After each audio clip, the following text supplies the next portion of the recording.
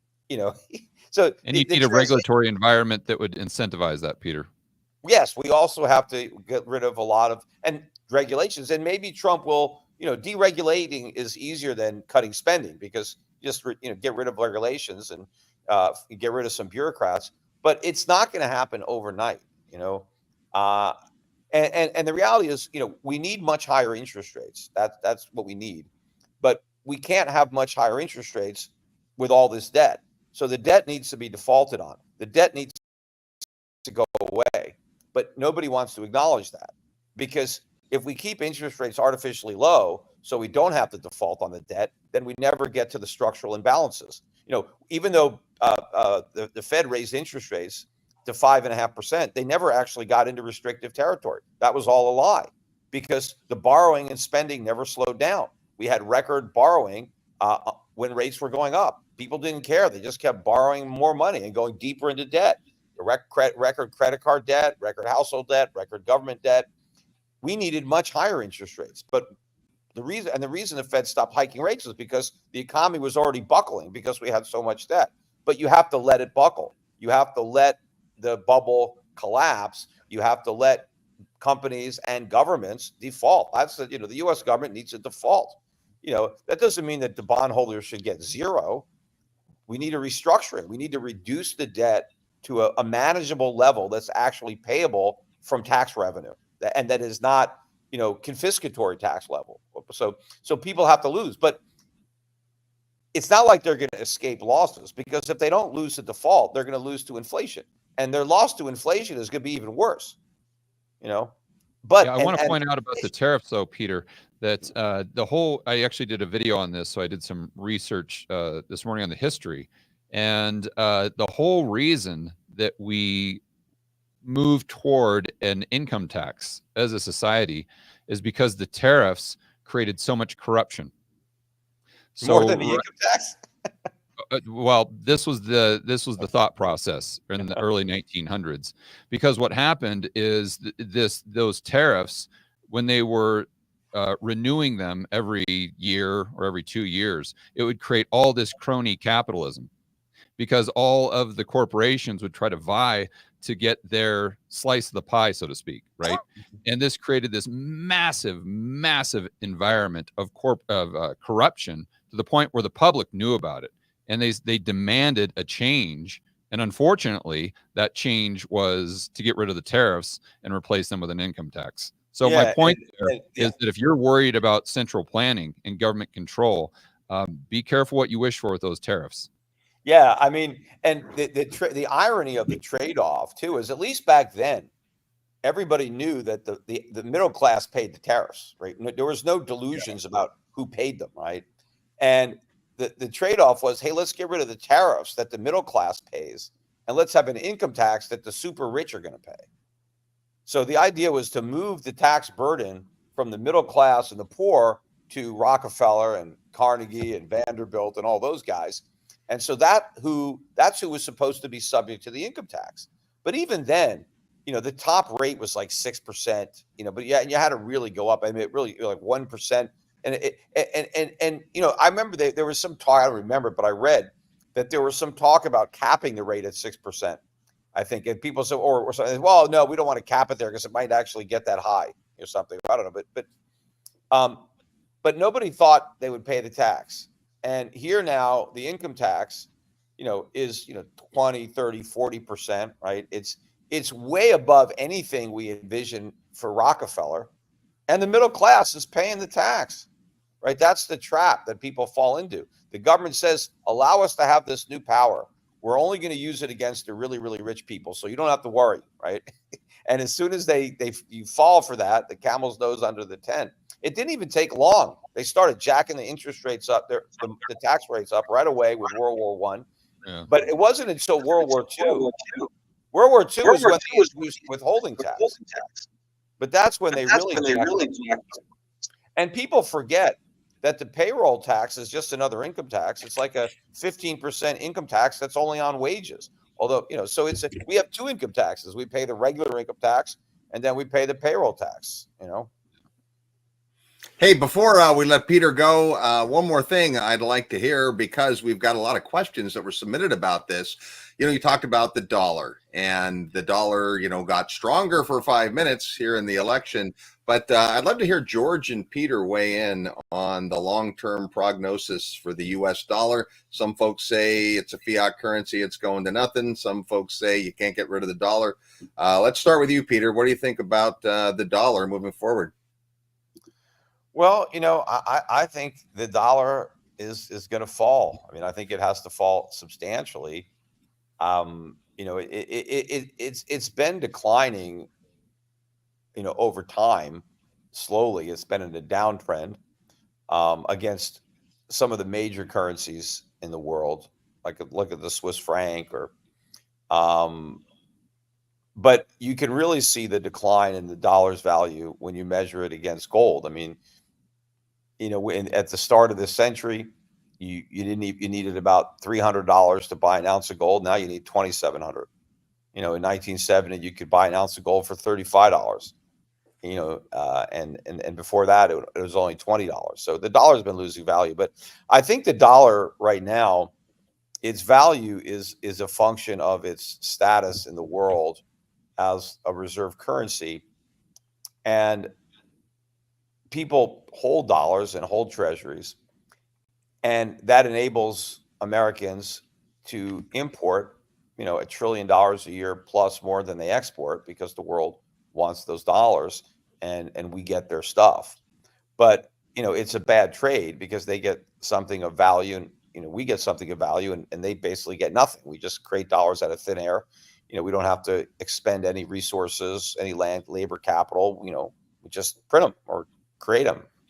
But the willingness to hold dollars, though, is a function of confidence and belief that those dollars are going to maintain their value in the future, and that the holders of those dollars will be able to use them to buy stuff that that we make, or at some point in the future. And I think as the debt is getting bigger and bigger and bigger, it's becoming more and more obvious to our creditors that we can't repay our debts with money that has anywhere near the purchasing power that it did when they loaned it to us. We've increasingly weaponized the dollar status and exploited it to our advantage, and used it to punish people that do things we don't like. So the world has political and economic reasons to move away from the dollar. And I think they're in the process of doing that. I think one of the main reasons that gold is 2,700 is because central banks around the world have been accumulating it, preparing their balance sheets for a post-dollar world. I mean, I think gold is going to be the primary reserve asset, which was the case before it became the dollar. And in fact, the only reason the world switched from gold to dollars in the first place was because the dollar was redeemable in gold. The dollar was as good as gold. In fact, It was better, because they got interest on their dollars, but they could get gold whenever they wanted, until we screwed them in 1971 and said, we're not giving you your gold. You're stuck with the dollars. So I think that we're close to the end of that, and I think it is going to fall precipitously against other currencies. I think all currencies are going to fall, in absolute terms. I mean, gold's going to go up in every currency. I just think it's going to go up more in dollars. And at some point, that's going to disrupt this whole, phony economy that we have, because the dollar is going to lose so much value that, we're not, it's not going to be the tariffs that stop us from importing. It's going to be the exchange rate. Everything is going to be so expensive. We're not going to be able to buy anything with the dollars. And the stuff that we got is going to be really cheap. And so a lot of the stuff that we have is going to be exported, because foreigners are going to be able to outbid us for a lot of stuff. And they may come in here and start buying up real estate and buying up companies because everything will be on sale. George, what are your thoughts? Yeah. So in terms, I think what you have to ask yourself first is the dollar compared to what? Because if you look at the dollar compared to gold, I don't think I really have too much of a disagreement with Peter, especially over the long run. If you say the dollar compared to goods and services in the United States, I might have some disagreement with Peter over the next, call it 6 months, year, if we have a recession. But if you look at the 2020s, I probably see eye to eye with Peter. Where I differ is probably the dollar against other currencies, not so much because of the demand, but more so the mechanics of how the global monetary system is structured. And the way I see it is the demand for dollars globally actually controls the supply. So if you see the demand for dollars going down, as an example of central banks are dumping it or we're moving to a BRICS currency or whatever, the supply will also go down because the dollars outside the United States are basically credit. It's just credit denominated in dollars. So I always say the demand controls the supply. So since the dollar is unique in that way, it's a very, I think the probability is very low that the dollar, quote unquote, crashes against other currencies. Now, it's not to say it can't go down to 80, 70. I mean, in 2011, 2012, we got down to 70 on the DXY. But that was because, in my view, there was so much demand for dollars, and the dollar was actually going down because there was more dollars being created, and the velocity of dollars outside the United States was very, very high due to emerging markets growing and China. So I think the risk for the dollar relative to other currencies is actually to the upside. It's not really to the downside. That's kind of the black swan event. And again, I don't disagree with Peter as far as demand for dollars. I think that could, I'm probably agnostic as far as demand for dollars moving forward in the global economy. I don't know that I have a view. I can understand why central banks and governments would want to hold fewer dollars as far as FX reserves for obvious reasons, because there's counterparty risk. But as far as the private sector wanting to hold fewer dollars, I don't really agree with that. But so I guess the bottom line there is versus gold. I think I agree with Peter versus goods and services in the United States over the decade. I agree with Peter. Over the short run, probably disagree. But where I see things differently is because of the mechanics of the monetary system. I think that tail risk is to the upside with the dollar versus other currencies instead of to the downside. Well, what's going to happen, George? So we're running, these $1 trillion a year trade deficits, which could easily be much larger if Trump cuts taxes and people spend that extra money on imports, which is basically all we've got. And so the trade deficit goes up, and now those dollars are exported.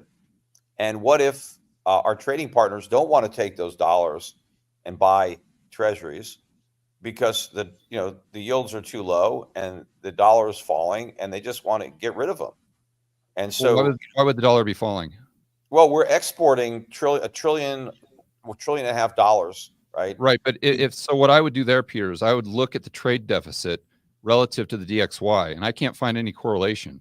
So to your point, let's say since 1980 or 1990, they've been willing to recycle, right? They take the trade deficit and recycle it into treasuries or other dollar-denominated debt instruments. So they loan us back the money that they earn. But if they don't want to do that anymore, if all the foreign exporters that earn dollars just sell their dollars to get their local currencies, and there is no demand for that would mean the supply would go down. So let's say that they dumped 10 trillion worth of dollars. The supply of dollars would go down by roughly 10 trillion. Well, so you have that equilibrium. Because how does that happen? So I'm selling credit, Peter, because it's lent into existence. And when the dollars are lent into existence, then what happens is when the demand goes down, there are fewer dollars being created. Therefore, on net balance, the credit goes down, and therefore credit is just the supply of dollars, so that's going to go down as well. It's a credit-based system. These aren't dollars that are printed into existence. No, but existence. So where do we get the dollars to pay for all our imports? You don't think those aren't actual dollars? Domestically? No, we import something, or let's say I spend $1,000 to buy something from China.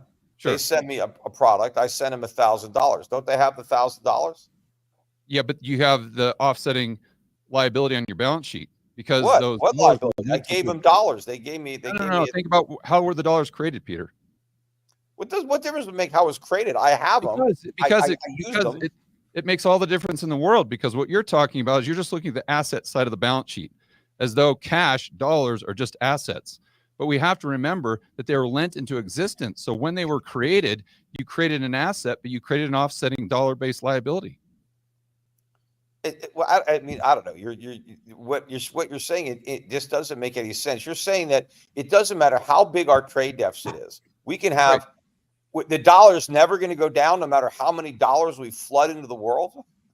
Well, let's take a look at Argentina, right? So why does Argentina, the peso, hyperinflate when they do similar things at the United States and the dollar doesn't? Because the peso is not the reserve currency. Believe me. If we were a normal country, we already. I mean, it couldn't have gotten to this level if the world didn't just treat the dollar differently than it treats the Argentine peso.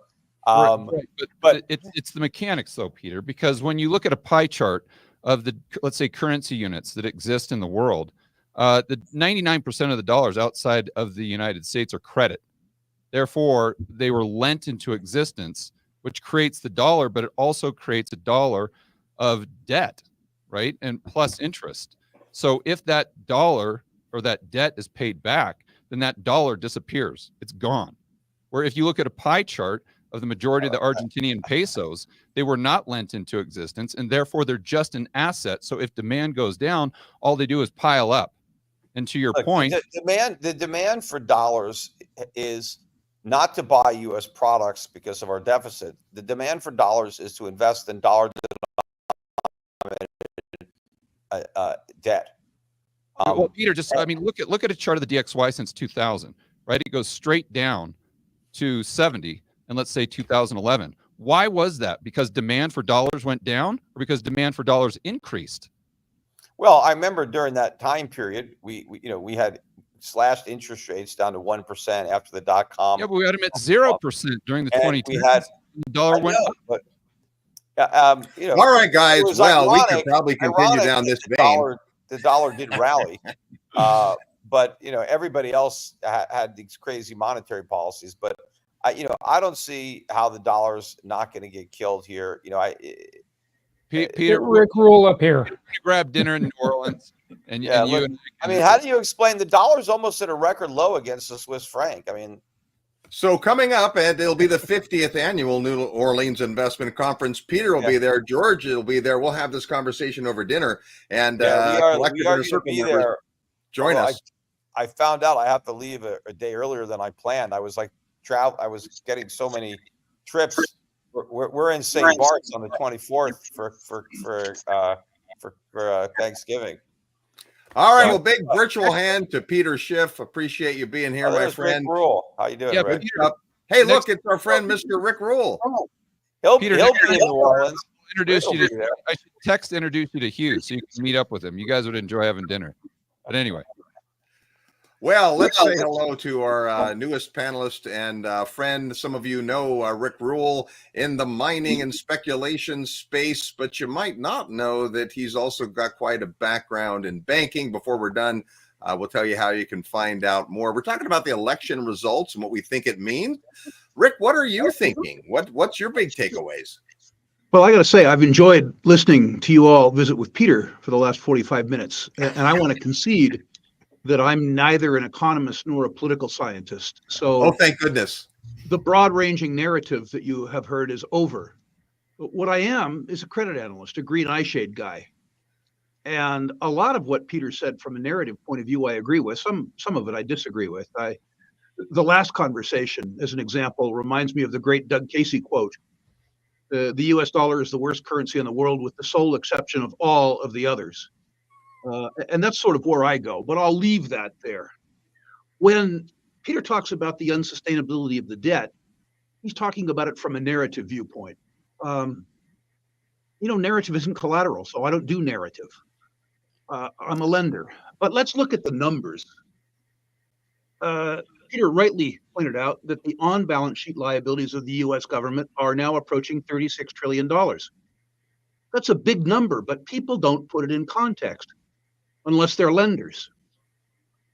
If I was going to buy a U.S. Treasury, I would look at the balance sheet and the income statement of my debtor, the US government. The first part of the problem, Peter did a good job on, $36 trillion. But he actually, uncharacteristically, missed the bigger problem. Straight whiff. The bigger problem is the net present value of the off-balance sheet liabilities, not the nominal value, the net present value of unfunded long-term liabilities. Medicare, Medicaid, Social Security, federal pensions, military pensions, environmental trust fund, pick them all. That number, not according to some cranky old banker, Rick Rule, but rather according to the Congressional Budget Office, exceeds $100 trillion. I invite your listeners to write out $100 trillion on a piece of paper. There's actually 12 zeros after the 100, but before the decimal point. It is a big, big number.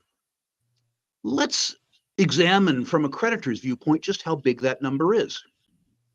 First, you add the on-balance sheet liabilities, 36. Let's call it 30, net of the Fed's balance sheet, 30 net. And you add to that 100. That's 130. The Internal Revenue Service estimates that the aggregate net worth of private citizens in the United States is 140 trillion. So the borrower is attempting to get something in excess of a 90% loan to value. Remember that their only asset is their chattel, us. Yes, they have other assets. Let's suppose that they didn't pay me and I went to foreclose on Yellowstone or Yosemite. What do you reckon my chances are? I don't reckon they're real good. Let's look at the debt differently. Let's look at the debt as a percentage of GDP. $130 trillion in total liabilities, net present value of total liabilities, against a GDP of $32 trillion. And that GDP isn't available for debt service. The federal government already consumes 23% of it. You get where I'm going with this? And from a lender's point of view, if you can't do it on an asset basis, you have to do it on a cash flow basis, right? Like they got to be able to pay you back. Well, there's mathematical challenges there too. The on-balance sheet liabilities of the US government are increasing conservatively by $2 trillion a year. But that other number that everybody conveniently ignores, the net present value of the off-balance sheet liabilities, are estimated, nobody has a firm grip on it, are estimated to be increasing by between $2 and $4 trillion a year. Let's use the skinny number, 2 trillion, and add the other skinny number, 2 trillion to that. The deficit is increasing by $4 trillion a year, which is basically almost 100% of federal gross revenues before they service debt or spend on anything else. So when you look at debt and you look at the ability to service that debt, Peter gave you the whole narrative. The arithmetic is ugly, really, truly ugly. How do we get out of it? Let's think about how we get out of it. I think I know the answer. I'm far and away the oldest guy in the panel, sadly. But I have a memory that goes back to the decade of the 70s when we had the same circumstance. We had too much debt. We had very high deficits. We had high structural spending. You won't recall, but we tried to win the war in Vietnam. We didn't. We tried to win the war on poverty. We didn't. All we got for that was a bunch of debt. And we couldn't, for political purposes, do what Peter suggested, the honest thing, which is default. What we did was very clever. We reduced the purchasing power of the US dollar so that we honored the nominal amount of the obligation, but we inflated the net present value of the obligation. And I think that's exactly what we're going to do this time. I think that some old geezer like Rick Rule is going to get paid whatever it is that Social Security pays me, and they're going to continue to pay me. So I'll get nominal satisfaction on the promise, but they're going to inflate away the purchasing power. I'll get $4,000 a month or whatever they purport to pay me, and that'll buy $500 or $600 worth of goods or services. If you dial back to the 1970s, according to federal government information, the US dollar lost 75% of its purchasing power. An ugly decade. We got through it. We'll get through this too. We will. It reminds me really of the description that Ring Magazine had of a George Foreman punch. They described it as severe but survivable. Yeah. I'm not looking forward to taking that punch, but I don't think at my age I can duck it, you know? So that's sort of how I feel in a very broad sense about the issue that Peter was discussing. I think his description of it from an economic point of view was good. I just thought you might want to hear of it from a lender's perspective. If I was looking at the U.S. government as a debtor and I was the creditor, Rick, I wouldn't want any money. Rick, you own a bank, don't you? Sorry? You own a bank or trying to own a bank? I'm a major shareholder, well, a reasonable sized shareholder in several banks, and I'm starting a brand new one. Okay, well, good luck in the venture. First of all, I know that's an exciting thing. I want to give you a little bit of a spin on U.S. Treasuries and U.S. debt. Great. So the way I look at it is I look at it as a spread, especially if you're an offshore bank. So right now, as an example, J.P. Morgan is paying 1 basis point on their deposits. I'm sure you would love that if in your bank if you could get it. And so the liability side of their balance sheet is basically free. I mean, people are throwing money at them and basically lending them money free of charge. And if George, by the way, I want you to tell the listeners that one more time. If they are depositing their money with JP Morgan Chase, how much are they getting paid? 1 basis point. Thank you. We'll return to that later in terms of our intention with regards to account interest rates. Thank you.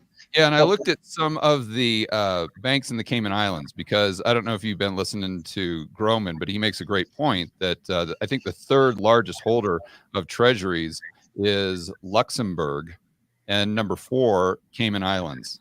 Right. So if he thinks it's hedge funds, I actually think it's banks because, as you know, if you look at the population of the Cayman Islands, I think they actually have more banks than they do people. And so I was looking at some of those, we'll call them Eurodollar banks, and the deposits or what they're paying on deposits, more than 1 basis point, but it's not even close to what you could get on just, let's say, a 3-month treasury or a 10-year treasury for that matter. Maybe let's just say 2%. So if I'm a bank in the Eurodollar system and I can basically borrow an unlimited amount of dollars, you know, that credit that I was talking about with Peter, don't you think those banks would have an incentive to buy those treasuries and pocket the spread because they don't want to take that FX risk if those deposits are denominated in dollars? So the answer to that, George, is yes. Again, I was around in the 1970s, and I watched bankers do an extraordinarily stupid thing, which is to say that they bought long duration, fixed yield instruments with overnight floating rate deposits. And when the near-term interest rate went up, the U.S. savings and loan industry went upside down. The circumstance that you're talking about is a circumstance that exists right now. I personally, my bank, will never do time spreads. The idea that you lend long at fixed rates and you borrow short at floating rates has been responsible for the extermination of more financial institutions than greed and larceny has. I get exactly what you're saying. And believe me, I hope for their sake it continues. That's not the way I run banks. But well, let's talk about that for a minute, Rick, because you have Battle Bank, your latest bank venture, and we're hoping to hear some news here soon about that. But given what's just happened, any difference you see as a guy who is a big shareholder of a bank in terms of the presidential choice? No. I think that Trump probably will be good for business confidence in the near term. I think things like the tax breaks, or pardon me, the proposed tax on the carried interest for hedge funds, I think that goes the way of the dodo. I think Wall Street will be very happy about that. Yeah. I think Trump will continue the democratic process of jawboning down the interest rate. I think he will, as Peter suggested, go through with massive tax cuts. I think the idea that he and Musk and Kennedy are going to make massive cuts to federal spending is silly fiction. Yeah. I remember the Reagan years. There's a wonderful book written by David Stockman, who you should have on, called The Triumph of Politics, that describes the fact that the Reagan consensus fell apart in 90 days after his election. So I think the whole circumstance that Peter described there is certain, absolutely certain. As I said, I would disagree with Peter about the strength of the U.S. dollar relative to other currencies. I think when I look at other countries' balance sheets, they're often better. But when I look at their income statement, which is to say how much economic surplus they generate relative to their debt, then it gets scary. Really, truly scary. I'd much rather lend to Robert Helms or George Gammon without having looked at your balance sheets or income statements. Yeah. In other words, you'd rather lend to the United States than to Japan. I wouldn't lend to either on a sovereign basis, on a bet. I think the other one thing I want to say that is a little different than what Peter said, I think he would agree with me. But the arithmetic around bond yields is, from my point of view, bad. Most bond buyers measure inflation by the CPI. And I think the CPI is a very odd construct. First of all, when it doesn't suit them, they don't include food or fuel. And any index that doesn't include lunch is something I have no use for, Secondly, they hedonistically adjust the values that they associate to price. But people don't buy hedonism. They buy apartments, they buy computers, they buy cars, all kinds of stuff. And the idea that the assumptions can be manipulated by the poll taker, I find strange. But the strangest thing of all is that the CPI doesn't include tax. Now, I guess the argument there is that it's neither good nor a service. But if you look at CPI differently, if you look at inflation the way I do, which is to say a measure of the deterioration of the purchasing power of my wages and my savings, the idea that the basket of goods and services that I consume is only escalating in price by 2.6 a year is silly. Right. Take yourself back 4 years. How much did it cost to fill your tank with gas? How much did groceries cost? Christ, it's become a political issue. Health insurance, rent, mortgages. The idea that the deterioration of the purchasing power of the US dollar is 2.6% is absurd. And Rick, Rick, and I believe that the basket of goods and services, sadly, I pay tax, means that the value of my savings in terms of purchasing power is declining at about 7.5% compounded. And that becomes really problematic if you're a buyer of the US 10-year Treasury. If you're getting paid 4.4 and you believe that your purchasing power is declining at 2.6, you're getting a positive yield. If you buy the 10-year at 4.4 and you believe that your purchasing power is declining at 7.5, that means the US government solemnly swears to you that they're going to make you 3% poorer every year for 10 years. The first promise, by the way, in my 71 years on Earth that they've made that I believe. But it sure doesn't make me a bond buyer. Rick, would you have a different view if your expenses were denominated in yen? Pardon? Would you have a different view if your expenses were denominated in yen and the value of the dollar was I wouldn't buy government bonds. I have from time to time in my life been a yen borrower. I mean, that carry trade was just too easy to do. And by the way, you didn't have to go against the yield curve to do it. But if your expenses were denominated in yen buying treasuries, US dollar, and if the dollar is going up at a faster rate than your local inflation rate, then you're increasing your purchasing power. So do you think it's different if you don't have that US centric view or your expenses are denominated in dollars? If you were a corporation and you could borrow yen on a 366-day basis, which corporations can, not overnight, but rather borrow it from financial institutions on a 366-day basis, and then buy a 1-year treasury, well, I've done that trade. I was going to say I would do that trade. I've done that trade. What I wouldn't do is borrow overnight in Tokyo and buy a US 10-year treasury. But if you could match up maturities, so you Yep. borrow for 1 year, buy a 1 year bill. In a flash. Yeah. Hey guys, can I jump in here? I want to try to bring this back to Main Street. Because I think what And people are back to the interested in- election. yeah. So, well, but I mean the election, right? So policy matters. We have an administration coming in. He's got a Senate. He's got a fairly friendly Supreme Court. He's going to have, it looks like, a red house. So it may be a thin margin, but he'll have it. He's had 4 years. It's not like he's coming in green. He's 4 years of experience in the government before, and 4 years to get ready for his comeback. Bringing in guys like Musk, guys who know how to get stuff done fast. I think it's safe to say, whether you like his policies or don't like his policies, he's going to be moving very quickly. And so one of the things we've been talking about is the future of the dollar. We've been talking about the health of the bond market. We've been talking about inflation, which is kind of a byproduct of government spending. All of that trickles down into Main Street with interest rates, which affect real estate investors and every asset price that's out there. It's certainly going to affect the health of the financial system, because if they're raising interest rates and we got trillions of dollars in bonds out there purchased at the price they're at today, those balance sheets all fall apart. Rick, you're a credit analyst. I mean, what does this look like on Main Street in terms of availability of mortgages, the cost of mortgages, the health of the banking system? What does Main Street have to look forward to in the next 4 years? Were you around in 1980? I was. Yeah. When you see the divergence that we've already seen in interest rates, where the Fed rate goes down and the yield on the long term goes up, which is to say when the market begins to assert control over interest rates, that's a really interesting time for policymakers. Whether that will continue in the Trump administration, I don't know. Let me rephrase that. I take Trump at his word to say that he believes in lower interest rates. And I think he'll deliver that.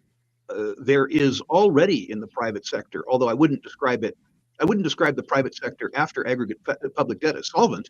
It's liquid. And I suspect we're going to have a reasonably good market for the next 6 months. Perhaps we're going to have a great market for the next 6 months. And I hope people utilize that market to refresh their balance sheets in the same way that Buffett has done in the last 6 months. Right. So that's what you have to do. I mean, bringing it down to Main Street, bringing it down to people is something I really try to do. I try to ask people who have made plans for the next 10 or 15 years that are based on fixed income investments, based on the expectation that the spending power of their defined benefit plan pensions or Social Security is going to maintain their lifestyle. And it's not. It just plain is not. There is no way that we can honor these obligations arithmetically. It cannot be done. So what I think the political solution is going to be is to inflate away the net present value of the benefit while you pay the nominal benefit. So what Main Street needs to do is understand that the social construct in the United States is a fraud. And they need, some of them, to alter their lifestyle and alter their expectations with the expectation that they and their family and their neighbors and their friends are going to have to do more to help each other. Because the reliance on what used to be called the Commonwealth is just unsustainable arithmetically. Rick, why do you think the debt matters for interest rates? So where I'm going with that is going back to 1980, you know what the national debt was, and going back to 1990, I think right off the top of my head is about 2.9 trillion, something like that. We're up to 36 trillion today. And since that time, interest rates have gone down. I suggest that we went through the 40 most benign years in economic history in 1982 to 2022. And I think that people's expectation was formed by 40 very benign years. I think that's over. I think too, George, and I hope I'm wrong, by the way. I really do. I hope I'm wrong. I think that in 1980, the aggregate public debt relative to GDP was much lower. In other words, we had more string for fraud. The on-balance sheet GDP was 30%. Yeah, debt to GDP was 30%. Now it's 110 or 115, Yeah. which is to say two things. Our ability to finance the debt is less good. I'm not trying to say it isn't there. Compared to other countries, it's still good. Our ability to engage in quantitative easing, should there be a liquidity squeeze, to print more money without a real ugly response in the credit market, I think is gone. I think just very recently, the divergence that you've seen between the Fed funds rate and the long-term rate tells me that the bond vigilantes, having been asleep since the early part of the Clinton administration, have woken up. I do want to point out that that's the exact same thing that happened in 2007, 2008. It's the same thing that happened going into 2000, 2001, is when the Fed cut by 50, the 10-year went up. It didn't go down. And then even when the Fed was dropping by, 150 basis points in January 2008, and taking it down to 3.5, I believe, Fed funds. From that point to June, July, the 10-year went straight up. It went to, I think it got to, I'm not sure exactly, but CPI actually went up to 5.6 in August. And that's when everyone was worried about inflation, August 2008. And they were talking about the Fed actually bumping rates and increasing rates. And then, of course, as you know, 2 months later, interest rates were at zero. So it's weird that we see kind of this cycle happen throughout interest rate cutting cycles where the 10-year just does the opposite of what you would expect. I agree with you that American confidence to financial shenanigans has been amazing. I guess Americans are enumerate. I would point out to you that our room to maneuver as a consequence of both the on-balance sheet and the off-balance sheet liabilities of the government relative to GDP or relative to net private wealth are much, much, much worse today than they were then. I would also note, sadly, because of my age, that when the writing was on the wall for the circumstance that I'm talking about occurring in the 1970s, really the writing was on the wall in 1968. But nobody paid attention. Again, we had come off 20 pretty good years in the US after World War II, up to 1968. Really good years, actually. The Nifty 50, people had that same sort of confidence that they have now. It didn't take, in my memory, until 1972 for the cumulative pernicious impact of inflation to be felt by Americans. When gasoline that had been 25 cents was $1. When a McDonald's hamburger that had been $5 for $1 was $1. And the Motel 6, Rick, don't forget about the Motel 6. Well, this is the more used to be $6. It's the Motel 69 now. Rick always tells that story. It's great. All right, guys. Yeah. Rick, thank you. We brought a few more people on here. Feel free to stay on with us. We've got Mike Maloney, Dana Samuelson, and Scott Saunders, experts in their various fields, and all. And if you guys want more Rick Rule, New Orleans Investment Conference, I'll be there. George will be there. Robert Helms will be there. Rick Rule will be there. Peter Schiff will be there. Dana Samuelson will be there. So as you can tell, we could go on and on. We're getting some feedback, Jason. Someone needs to turn down their volume. Yeah, if you guys are listening, turn your volume down if you're not in It's probably headphones. one of the three we just added. So Yeah. you've got Okay. All right. And Russell, by the way, if you try hard, you can have some fun in New Orleans too. Okay, it's If not you try hard, you can have some fun. All right. Well, big thanks to Rick Roll. We'll see you in New Orleans.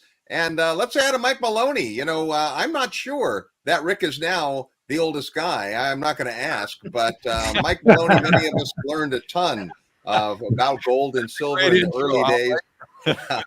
He's also one of the first guys that I knew that drove a Tesla. Mike is a member of the Collective Inner Circle, and you've seen a lot of elections, Mike. What's on your mind after Trump wins the election?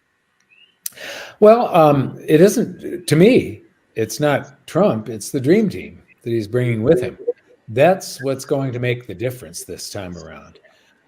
He's got people that do get things done, and he's got a very, very interesting mix here with Robert Kennedy Jr., with, Elon, Vivek. Yeah. What was that? Elon, Vivek, Tulsi. I mean, wow. Yes, and even there was some announcements today. Do you know who Joel Salatin is? Yep. Regenerative farming and stuff. He's going to be Yes. advising the EPA, and so we have, or yeah. Anyway, I see exactly what Rick and what Peter see as far as there is a coming crisis, I think, and the numbers, as Rick points out, the numbers just don't work, and so, but in the second half of this administration, I see great hope if he can keep these people around him. Elon Musk, I was just looking at a chart of the cost of getting a kilogram into low Earth orbit, 1 kilogram. And when we were running the space shuttle, it was a little over $52,000. With the Falcon Heavy, it falls at around $1,500. Everything Elon Musk gets into, every time he's gotten into some business, all of the costs come way down. He is really into efficiency. And so if this is going to be his task as like the czar of government efficiency, I see this as a huge positive. RFK, with what I mean, the message that he sent to the FDA, if you've been on this wrong side, I've got 2 messages for you. Preserve your records and pack your bags. And he said that before the election. So I really do see the potential for a bright future out there. I do see a crisis in the short term. And I do see that we still, everybody is, at least one half of the country is feeling really good. And, the other half of the country, they have some things to rejoice in as well, as far as it's such a shame that RFK became such a threat to the Biden administration and became an enemy to where they sort of, with the help of the media, made him look like a nut to the left, because he was like their perfect candidate. He is a 50s, 60s, 70s Democrat, just right down the line.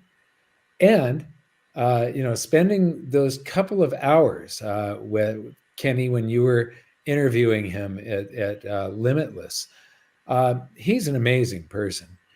And he's so right in everything.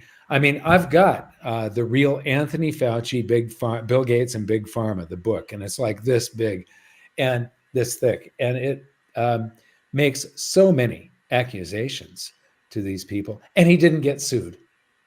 I mean, everything is backed up. Everything is factual.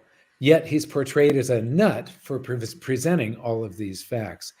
And that portraying people as a nut was one of the ways of, it went right along with the censorship, trying to marginalize people and sort of brush them off to the side. So with these people involved, I think that yes, there's going to be some sort of financial crisis. It's going to happen soon. Some sort of banking or financial crisis. Although with the rates coming down, the banks that didn't do a great job of hedging their bond portfolios, their interest rate risks, with the rates coming back down, they're going to be less backwards in the future. Some of these banks, though, right now are just completely upside down. There's a lot of things that haven't been marked to market. But those things get better as the Fed keeps on pulling rates down. So I see a short-term crisis, but long-term, I don't think you could have a situation with a better outlook.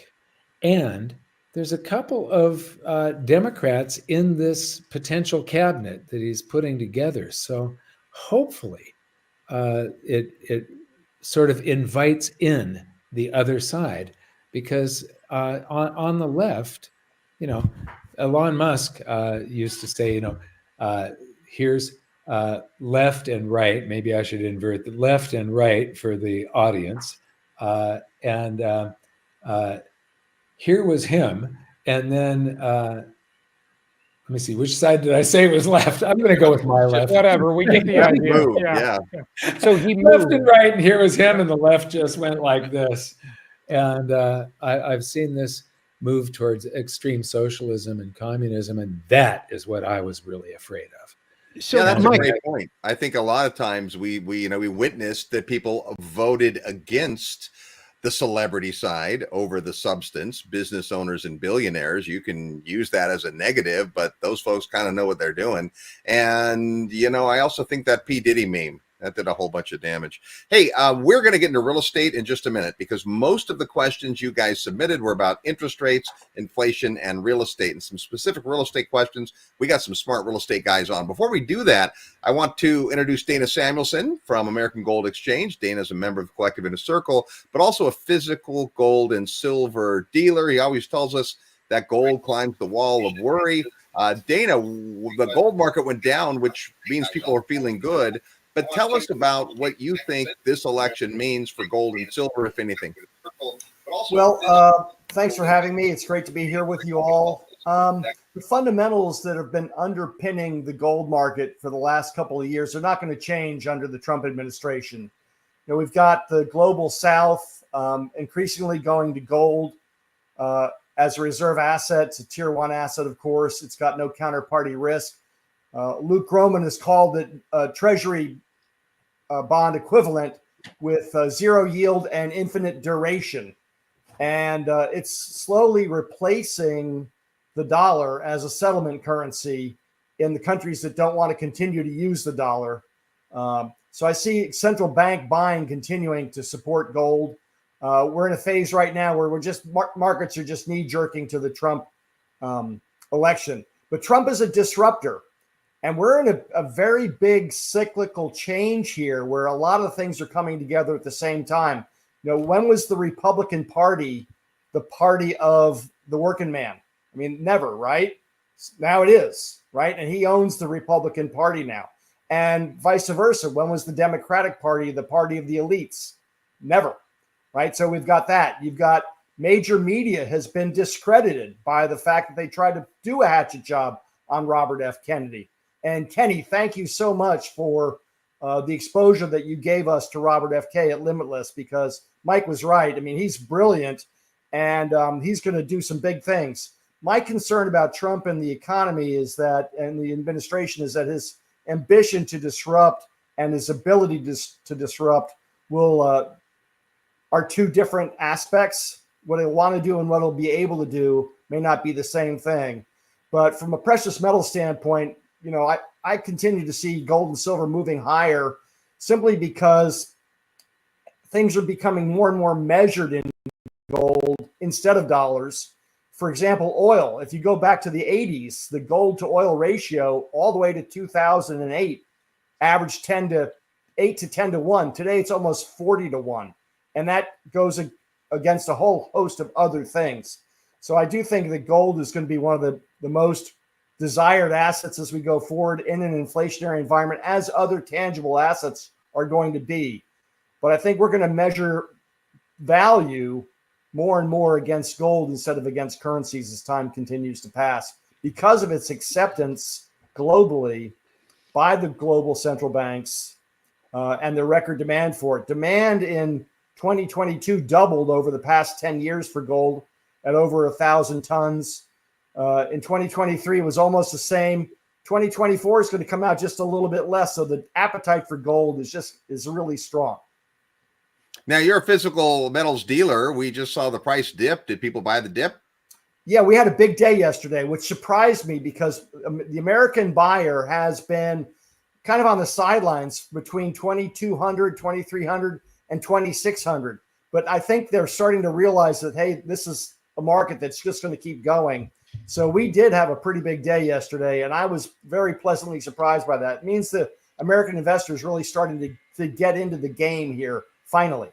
So Danny, you know how I feel about gold. I feel like it's a barometer for what's going on. Rick talked about bond vigilantes, which basically means when inflation is going, people are going to require higher interest rates. So they're going to not bid as much for bonds. And to me, gold is a corollary to that, but it takes it a step further because people then are like, I don't even want to be denominated in currency. I just want to go straight to metal. We know that central banks have been loading up on gold. To me, that is the precursor of some fundamental shifts in the geopolitical or the financial system. Do you still feel like in this new administration, this new, like whatever the Trump world order is going to look like, that central banks are going to continue to feel like they're going to want to have gold on their balance sheet? Mike, this is a great question for you too. And if so, coming back to bonds, if money is going into gold rather than bonds, then what would that impact be on interest rates? Well, the real thing here is the BRICS just finished their meeting, right? And there was no new currency that was brought about, and there won't be for quite a period of time if they ever come to that.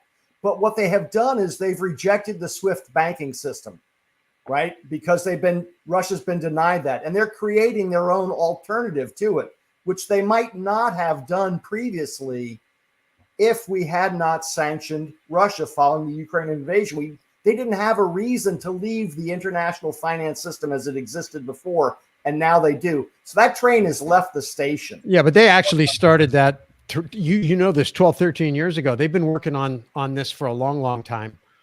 This just poured gasoline on the fire, I think. Yeah, and that's exactly right. And I don't think the Trump administration is going to change that. In fact, I think if he's very aggressive with his tariffs, it might enhance the train moving out of the station faster. All right, I was going to ask Peter about gold, but we just didn't have the time. But Mike Maloney, you've been in the gold and silver world for a long time. Do you think he would say anything different, Robert? If you want me to. One of the things that I'm saying, Dana says that he's seeing an uptick lately in the number of people that are interested in this. For us, the general public, the small investor, it's been crickets, but we've been seeing some big smart money taking positions. We've had several 9-figure commitments lately, and so we are seeing these people with many hundreds of millions of dollars of asset capital available, getting ready for some. They feel, and smart money tends to be ahead of the crowd. The small investor, the average person, is sort of asleep, and it's amazing. Day after day after day, brand new all-time highs that never existed. And you're talking about, gold was like $2,000 just a little while ago. Now it's $2,700. And I was looking at a chart back in 2022, it's $1,700 to $2,700 in just a blink of an eye, basically. Yet it is crickets. It's amazing. I do think that it is, though, one of the ways that people do need. I like precious metals and I like cryptos. And there's a lot of things. I just think we've got this very weird, twisted economy, and we're going to see a very weird, twisted correction. It's hard to predict. Hard to predict. It's easy to predict the past, but not the future. Hey, let's jump into real estate. Again, most of our questions had to do with that, and specifically to just take a couple of the questions and mold them together. Where do we see opportunities based on the new administration? Let's start with you, Ken McElroy. You've been in real estate a long, long time. You've been through presidential elections and changes in administration. What say you? Is there opportunity, and what do we have to be careful of in that Trump administration in real estate? We see opportunities. Thanks, Robert. There's a couple things. One, when interest rates went up, call it a year and a half, 2 years ago, there was a big pullback for new supply of housing. So that's already happened, right? But like George likes to say, the pig through the python is the construction that's actually moving through right now. That's hitting the economy right now. So it started last year. It's going to go through this year, and it'll trickle over to the next year. But it's about 1 million units, roughly. But if you take a look at, and that's causing disruption, which is great. I mean, if you're a buyer of real estate, that's exactly what you want. And so, you know, we plan on, we're going to buy about 200 million in this fourth quarter of real estate. We already closed on half of it, and then we should buy somewhere in the 600-700 million next year. And we already have it all targeted. We're going to do 13 transactions through 2025, and we already have them mapped out. And the entire reason is because of disruption. And what that means is that rents are soft, occupancies are down, expenses are up, and loans are in default somewhat. Not in every case, but anything that was a bridge loan or say floater is in trouble. So from a acquisition standpoint, that's exactly the recipe. That's what I want. I want to buy that, fix it, and then wait it out until the supply drops off. And so, you know, so I think it's a tremendous time if you have dry powder and you have your capital all set up and ready, programmatic capital for this year and next year, which is what we have. But I think if you look at probably the easiest thing for people to wrap their head around with this administration, the new one with Trump, is just to Google Trump's speech at the Economic Club in New York. Just go Google that. Now, it's possible that he doesn't follow through with what he said, but you know, Trump is not a guy that I mean, he talks, he likes to talk, and he likes to say what he's going to do. And we also have 4 years with him. So here's what he said. He said his goal is to get interest rates down to 3%. Now, you know, he beat on the Fed before. That possibly could not happen, but that's what he said. He also said, which was very interesting, I haven't heard him say this before, anybody, we have a lot of federal land, and he's talking about potentially building on federal land. And that would open up, that would be huge. If he allowed that, well, of course, we don't know how it will be structured, but that would be huge. And then he's really targeting on regulation. What he's saying is zoning, regulations, and labor costs are about 30% of construction. And you know, I have almost 400 million in new construction and development as well, because we're a developer and a general contractor. So all of that's happening. So if he can reduce that, reduce land costs, reduce the cost of regulation, what he said is the government, and then keep those in ultra low tax areas, which is also what he's saying, you know, that's going to help everything. So, and I'll just give you one example of something that just happened for us. I own about 1,000 units in Katy, Texas, just outside of Houston. And I went for this called the HFA. It's a housing finance, or it's a Houston finance authority. And they're looking for affordable housing. Very smart to do this, because renters need assistance because of all the inflation everybody's talking about. So they're actually going to eliminate our property taxes, which is like almost $500,000 a year. They're going to eliminate that on my project if I keep my project affordable. And the irony is that it's already well under the affordable cap. So I'm way under it. So for me, it's a no-brainer. But what it does for me is it increases the value immediately. It increases my cash flow immediately. And now I'm not running into scenarios where, you know, my value is less than my loan and all that kind of stuff. So, you know, so I would expect a lot more things like that, you know, with the administration, you know, and Trump proved it before. Just look at the opportunity zones. You know, those were super effective. I actually have invested in some. We have some. We're building in some. That is up, I think, next year. And so I would imagine he might want to continue that, expand that. So, you know, from a real estate standpoint, this administration it really understands what it's doing, because Trump also said in that speech 7 million housing shortages, for affordable housing. We have an affordable housing problem. The thing that's going to fix it is supply, guys, period. When there's too much of something, the price gets regulated. And that's what we need. We need supply. It helps the consumer. It helps the homeowner. And of course, that kind of cranks the engine back up. So that's what I think is going to happen. Hey, Kenny, let me ask you a quick question, because one of the things I've heard you say many times is the importance of population. And, we've had these borders where tons of people have been coming in. They've been occupying stuff. I just was reading today, first 100 days, massive, aggressive deportation. And Robert and I, Helms and I, had a experience here in Phoenix, and you were back here back then. And there was a very aggressive move towards kind of cleaning up undocumented people. And we owned some fourplexes that ended up like emptying out within a matter of weeks when this policy came out.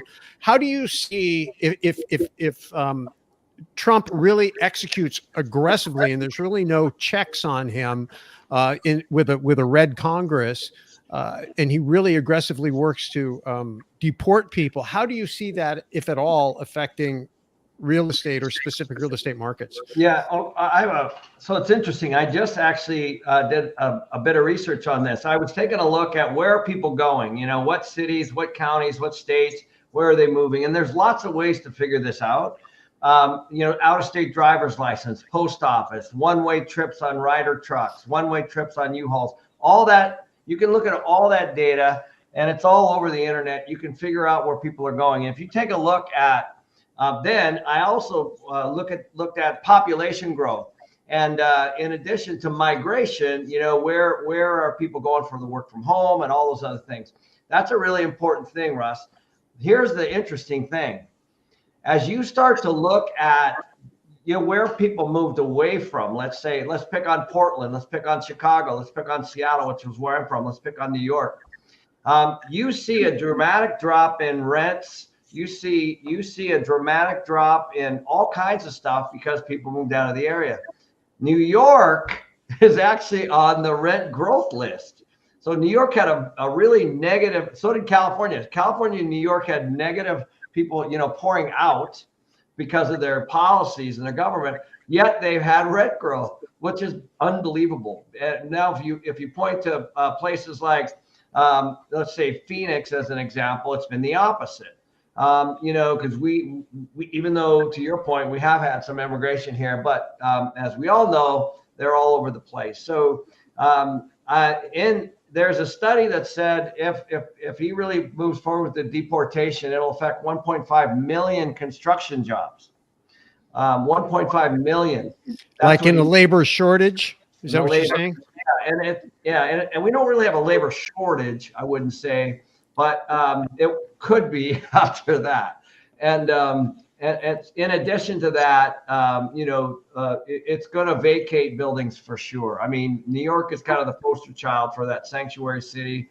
And, a lot of immigration went up there. But in all respect, if you look at the numbers, New York State should have gotten, just a shot in the chin from all the stuff that went on.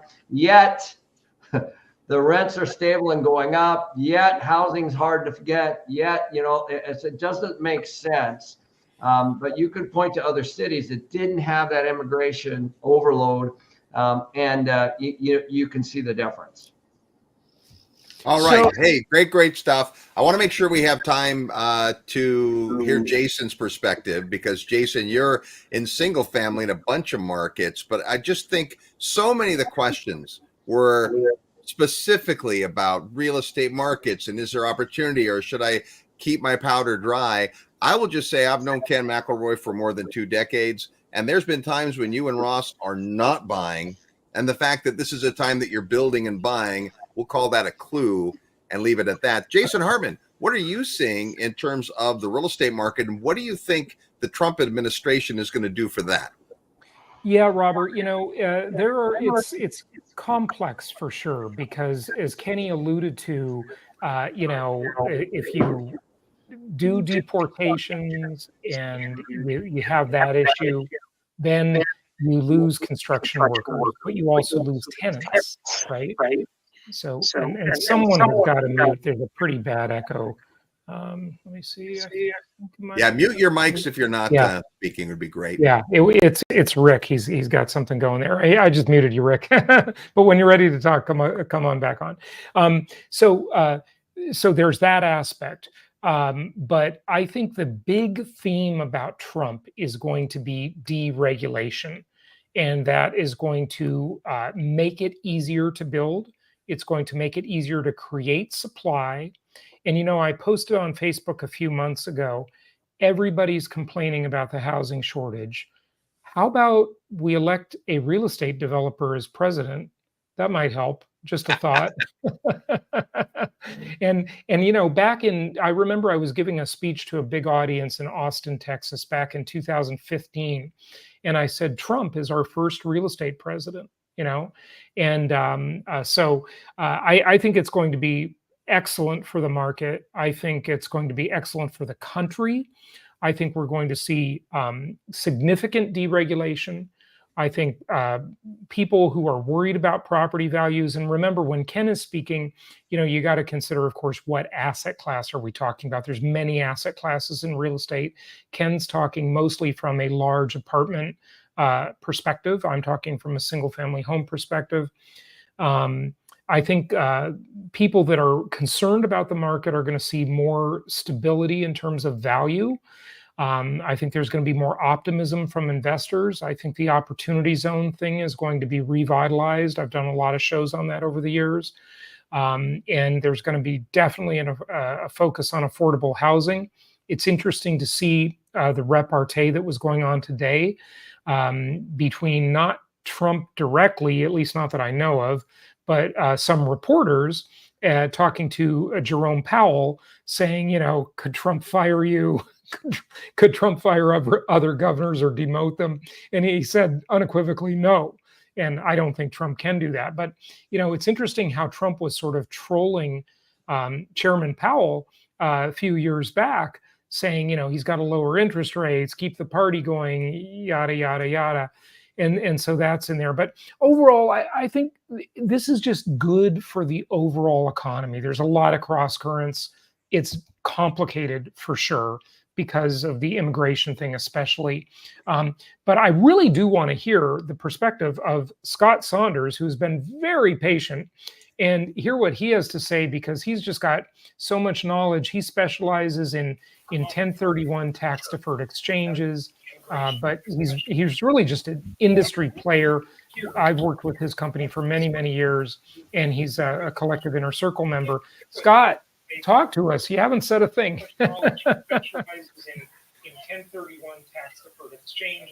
Are you there, Scott? Yeah. Maybe that's Scott, why I think a big part of this, people want to know about tax, and we talked a little bit. It's probably good news for the 1031 industry. Lots of times we've had. Well, I've been quiet here because listen to a lot of good discussion. One of the things that's going to. Go ahead, Scott. We can hear you. Might be on a delay. You're on a delay, so just ignore us and answer the questions. You sound good, Scott. A lot of good discussion. One of the things that's going to. It's like talking. You guys got a delay, killing me. So just turn down your volume. 1031. You guys, here's what's going on. There's been a lot of questions on this with 1031 exchanges. We are safe. That's the good news right now. We're safe with 1031. The previous administration tried to cap 1031, tried to limit 1031. And what you're going to see with the Trump administration, Trump understands the value of 1031. To give you guys an idea on the scope of it, 1031s, there was a study done. They contribute $97 billion annually to the economy, create 976,000 jobs. So this is all the transactional activity, lenders, developers, investors, commercial to residential. So they're really a big component. What we're going to see, I think, on the tax side is I think we're going to see Trump coming out pretty strong, wanting to get some taxes done. If everything goes well with the House, we're going to have a Republican sweep. They're going to use something called budget reconciliation to push through tax reform fast. So you're going to see an extension of the Tax Cuts and Jobs Act. A lot of those tax rates extended. 1031s are not going to be touched at all. I think we're going to be in good shape. The other components that'll come in, things like bonus depreciation. So right now, bonus depreciation has been phasing down. It's been sunsetting. That, I think we stand a very high likelihood of going back to 100% bonus depreciation, which will be great for the economy. So that's going to be good for real estate. It's going to be good for business owners. It's going to stimulate transactional activity. Those of us in the real estate industry that use things like cost segregation, which is a great tax strategy, are going to benefit from that. So we're going to have all those things going on. It's going to be very, very favorable for real estate investors. Now, there is a little bit of negotiation. When you use budget reconciliation, there are some rules that they've got to operate under with setting a 10-year budget window. So some of those things might come into play, but I think we're going to really see a time where taxes are going to be lowered. We're going to be in a very business-friendly, investment-friendly environment. And that, to be honest, to Jason's point, which I think is accurate, I've noticed a little bit in the market, a little bit of hesitation with this election, not knowing which way things were going to go. And now that we've got clarity and we've got a very pro-business administration, where it'd be good.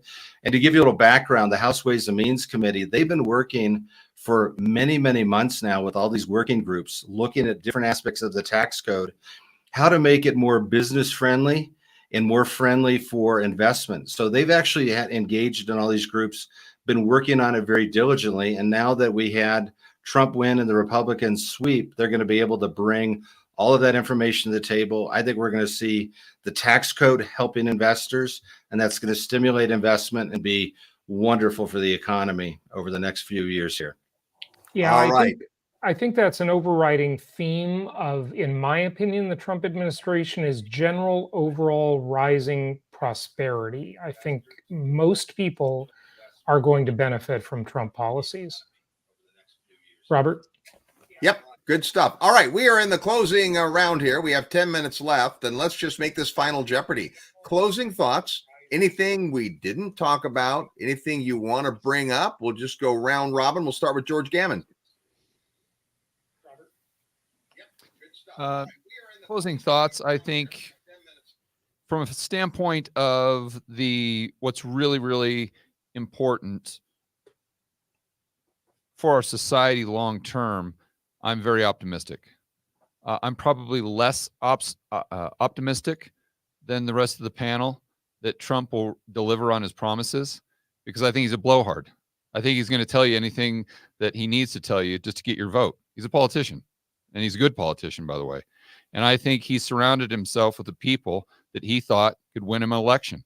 I don't think he has any loyalty whatsoever to RFK. I don't think he has any loyalty to Tulsi Gabbard or any of the other people. And I think that I hope I'm wrong. I mean, I really, really, really hope I'm wrong. But I tend to agree with Peter here that I'm very, I think, cynical. And I would be willing to bet that at the end of these 4 years, we have more regulation, we have more government, and government spending as a percentage of GDP is probably higher. That's just me being honest. All right. Well, that's what we came for. Rick Rule, what say you? Any closing comments? And let's come back quickly to that one basis point comment. I think this will be a good decade for real pros, because I think it's a decade that clears the tourists out of a bunch of businesses. The 1990s were really good for me in the oil and gas business because all the tourists got kicked out. I think this will be a good decade for real estate guys who add value. There's been butchers, bakers, and candlestick makers that have had the wind to their back for 40 years with declining real interest rates. And they've, in a lot of markets, crowded the pros out because the pros can't deploy capital as well. I think those tourists are going to get massacred. And I think tourists are going to get massacred throughout the economy. I think that's going to be very good for the best sort of 4 or 5% of Americans, people who can access credit, use it intelligently, and add value. In the real estate business, you know, if you can do what you guys do, which is take somebody else's mistake or take an over-leveraged property, improve the operations, run it like a business, as long as you don't get too, how do you say, addicted to cheap credit, which I think is going to go the way of the dodo, I think you're going to do great because I think your market's going to be a lot less crowded. I know in financial services, these shakeups have always been good for me. You know, when things really blow up and the wise guys go to wise guy heaven, there's just more market left over for pros. And I think in every regard, if you want to see what you have to get through this decade, look for clues to the decade of the 70s. Thank you for that. Dana Samuelson, what are your closing thoughts or ideas or anything we didn't touch on you think we should bring up? Well, just to flesh out a little bit, I think that Trump's ambition to disrupt things and his ability are going to be two different levels. His ambition will be much bigger than his ability. And I'm concerned that as he goes to make the changes he wants to make, he won't have the time it's going to take to get them done. So it could leave a door open for a lot of potential challenges in a lot of ways. I'm an optimist. I believe in the American way. I believe in our system. I'm hoping that he can harness it and make it more efficient. I do think that our debt's just going to continue to go higher and higher, and it's a big problem. So I think the people that are watching this should figure out ways to make sure that they're insulated from some of the challenges that are going to come. And I do love real estate. I think he'll be very good for real estate. So we'll see. Fingers crossed. And probably not bad for gold and silver. Thanks, Dana. Hey, Mike Maloney, you've been around a while. You've seen the ups and downs. You taught us a long time ago to buy gold, and we're glad you did. What else do you want to bring up here in our final Jeopardy? Well, I do agree with George in the blowhard statement and that all politicians break promise. They make a bunch of promises, and then right after they get into office, they break them. And what we have seen before is that there will be some people that are supposed to be surrounding the new president, and then those people get sort of offloaded very quickly. I mean, Elon Musk was sort of an insider, in Trump's first term, and then became an outsider very quickly. However, if he can keep these people around him this time around, I do see at the end of this 4 years, I mean, Elon Musk is really all about making a law that all laws have a sunset period, that unless they're renewed, that they go away, because we've just got too many laws and too many regulations strapping us down. And if there's anybody that has to negotiate, I mean, there's nobody, I don't think, in history that has created more prosperity and introduced more change than him. And he is extremely efficient. And if he can do the job that Trump says is his job in the government, then we should see some amazing changes between RFK and people like Joel Salatin. I mean, I think it's great that the FDA and the EPA are going to be getting advice from people that have done things right instead of just done things for profit. So I just think that in the second half of this term that we may see some good things if George is wrong. Robert, one thing I'd add to that I just thought of is, number one, being shot can change a lot of things in someone's life. It can really change their perspective. And then number two, I think we're going to know if Trump was just bullshitting, pardon my French, on the very first day. Because if I'm not mistaken, he promised to pardon the kid that did Silk Road. I think his name is, I just Googled it here. It's Ross Ulbricht. The kid has been in jail for like 10 years. I mean, it's just absolutely, well, no pun intended, criminal what they did to this kid. And I believe Trump promised to pardon him or get him out of jail his very first day, along with, I think, some promises that he made to the J6 people. So we'll see if he comes through on those promises. If he did, then I think that increases the probability that I'm wrong. But if he doesn't, unfortunately, I think that increases the probability that I'm right. He needs There to is one pardon thing that Edward he- Snowden too. But I'm just All talking right. about the promise. Yeah. Excellent point. Hey, I want to bring up something in just a few seconds here, but Robert Kiyosaki is one of the members of the Collective Inner Circle. He had to bow out, and he knows Trump probably better than any of us. But Russ, you and I had a chance to sit with George Ross in his home for 2 hours. George Ross was Trump's personal and business attorney for 47 years. Probably nobody knows Trump better from a business perspective than George Ross. Anything you want to share about that meeting, Russ, that might lend some thoughts to who this man really is?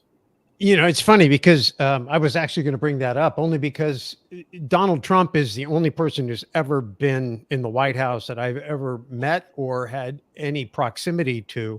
And because he's a real estate guy, and we've been tracking real estate guys for a long, long time, stalking them actually, we ended up being able to be around a lot of people that were involved with him. So you and I, Robert, had a chance to meet a couple of the contestants in the original Celebrity Apprentice. We interviewed Kendra Todd, talked to the kid who took 4th place. I think his name was Chris something. And just having drinks with him, talking about what is this man really like? You had a chance to go visit Ivana in her home in Palm Beach, in West Palm Beach, and talk to her a little bit. I've had a chance to talk to Josh and Lisa Lannon. Josh goes hunting with Don Jr. and Eric. Obviously, we had those 2 interactions, long interactions with George Ross at his home. And that drive from Manhattan back to Long Beach, I asked George point blank, I mean, it's just us in the car. I'm like, is this guy a lunatic? Is he an egotist? Is he out of control? Does he shoot from the hip? And the answer was an unequivocal no. The guy is very measured, very calculated, very disciplined. He comes off as being kind of shoot from the hip. He keeps people off balance, but he's always aware of what he's doing. And so I had that in the back of my mind as I watched his first administration. And the other thing that George said is that he's not a detail guy. Like, he just kind of, big picture, and then lets people take care of it. So he'd go cut a deal, and George would, clean up the not the mess, but clean up the details and get the deal done. And so when I tried to think about the way he approaches the job at hand and what he's really trying to do, when I got a chance to ask him at Freedom Fest in 2015 what a healthy housing administration looked like, or what a healthy housing market looked like in a Trump administration, he gave me a one-word. He wanted to talk about immigration. He didn't want to talk about housing, but real estate guy, like, I want to talk about housing. And he just gave me one-word answer. He said jobs. And so then I looked at what he did, and I think this is what he really focused on. So what I see with Trump, and I think he will do this just like he did before, is he's going to drive down components of cost just the way you would expect a developer to do. He's going to attack interest rates. His thing is, hey, we got the best economy, the best balance sheet, or the best the best currency in the world. We should have the lowest interest rates. So he wants to bring down regulation, and he did that last time. I think he's going to be even more aggressive this time because he's not going to have as many impediments. He's not setting up for a second run. He's going to be unabashed at how aggressive he is. I think we're going to be shocked at how aggressive he is. I think he's already said he's going to attack energy costs. Energy is the economy. He's going to drive energy costs down. If you're an energy investor, maybe that's not great, but everything else in the economy will benefit from that. And I think the tariffs are going to be about bringing manufacturing back. I just read an article today that Steve Madden Company is already talking about moving their manufacturing out of China because of the tariffs. And we saw a lot of that beginning to happen last time. I think we're going to see more of that. So I think that he's going to aggressively be more of what he was in Trump 1.0, in Trump 2.0. My concerns are if he loses control of velocity. I think his game, if I had to guess, is going to be to use a lot of debt because he's a real estate guy. He's not afraid of debt, drive down all the unessential components of cost and work at bringing up employment and bringing up wages, which could be very inflationary. At the same time, he's picking up velocity. So production is going to be the key. If we can bring production way up at the same time we increase velocity, I learned from Alan Green's article Alan Greenspan wrote back in the late 90s that productivity gains can mute inflation. And I think that's the game he's going to try to play. And so I'm going to be looking for signs that that happens. And then how he uses the tax code, as Scott was talking about, to begin to direct where that money goes and where the opportunity goes. And to Kenny's point and Jason's point, I think a lot of it is going to be directed towards real estate, because one of the big problems we have in the country in terms of the domestic economy is real estate housing and real estate inflation. And the answer to that's going to be supply. So all in all, I think it's going to be very positive for Main Street. The danger is if he loses control of inflation. And that's a very real danger in my mind. So we're just going to have to watch and see how it plays out. Jason Herman, final thoughts. Yeah, gosh, there's just so much to it, but I thought Russ made some very good points, and I think we are in for just a great time, a great ride. I think Trump is going to be dramatically more effective than he was the first time around, in a good way. I do think he's going to avenge some of his enemies, but they probably deserve it. So I'm okay with a little bit of that. I think he's going to be great for the economy. I do think, to the points George made earlier, and even Peter was making, I think, yeah, we're going to end his term with more regulations, a bigger deficit. But that's the track that's just the nature of the beast. Like, that's going to happen anyway. So the comparison is not the comparison to where we are now in terms of how many regulations, how many ridiculous laws do we have, and how bad is our debt and our deficit, right? The comparison is to what would it have been if the left wing took over, God forbid. Thankfully that didn't happen. So I mean, look, it's always a compromise. We don't get the government we want. We get the government we deserve, as the saying goes, right? So, but overall, I think it's extremely positive, and we definitely got the best deal we could have gotten. To Mike's point, the dream team. I think that's all very real and very positive. All right, and we'll give the final word to Mr. Ken McElroy. What are your thoughts, my friend? Oh, thank you. I'll be brief. I think everybody should just stay at 30,000 feet and look what's happening. And so there's a few things happening. One is there's an office building commercial market crash. That's an opportunity. The 5 to 6% interest rates that we have right now are normal. 3%, just like we saw, can create another bubble potentially. We have a little window, but you just gotta, these things can change from year to year. And then I think one big thing that we should all keep an eye on that is going to be a huge real estate opportunity is going to be nuclear power plants. And if you take a look and just Google how many nuclear power plants are being built across the world, there's I think 1 or 0 in the U.S.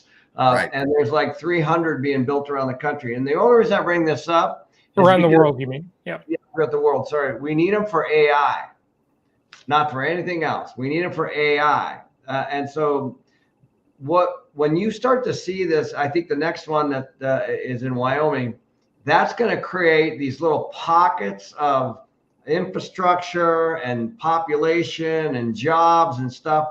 And I'm telling you, this is kind of what's going to happen is Trump's going to, he obviously the Green New Deal is not a good deal. So he's going to be looking at these, I believe, nuclear power, and that's going to create housing. It's going to create all kinds of stuff. And I think you're going to start to see that in the next 4 years.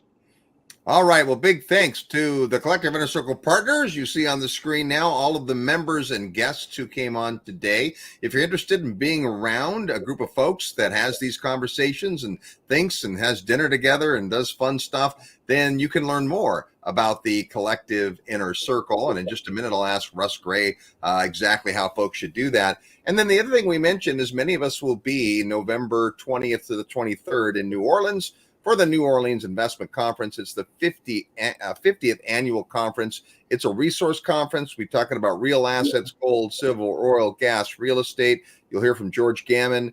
You'll hear from Russell Gray. You'll hear from Dana Samuelson. You'll have the opportunity to be master of ceremony by yours truly. And it's going to be a great, great opportunity to be there. Big thanks to Brian London for not only hosting that, but for promoting tonight's town hall. And let us know what you think. Should we do more of these? It's great to get folks weighing in. Russ, if someone has interest in finding out more about the Collective Inner Circle Mastermind, what's the best way for them to do that? Yeah, I'm just going to keep it super simple for everybody. If you're interested in the next town hall and telling us what you think about this one, or if you would like to get information about how to join us, not only for the New Orleans Investment Conference, those of us that are going to be there, Robert's be there, George will be there, I'll be there, Rick Rule will be there, Dana Samuelson, there's going to be a bunch of us there. You should come. And the real estate guys always do a party. So if you want to come to that, and it's a VIP party, so you get a chance to hang out with a bunch of cool people. Or if you want information about the Collective Inner Circle Mastermind, just send an email to membership@collectiveic.com. And it's going to be personal. Actual human being is going to read it and respond to you. Just give us your feedback, ask your questions. We'll get you information, whatever you need. Just membership@collectiveic.com. Really appreciate everybody being here and being patient with us as we plowed through all of these viewpoints. So a lot of information to process. We got lots of questions we didn't get to, but if you guys like this, we'll continue to do it because we do want to answer your questions. This is going to be a lot going on, right? We're not going to solve it all in 2 hours. But that's why we get together and talk. There's a lot to process. Things are going to be moving very quickly. Going to be a lot of challenges. There's going to be a lot of opportunities. When we rub our brains together, we typically can navigate all that better. So appreciate you all being here very much. Many of you found out about this because you subscribe or listen to one or more of our channels. We appreciate that. Here's a great way to get exposed to some new ideas.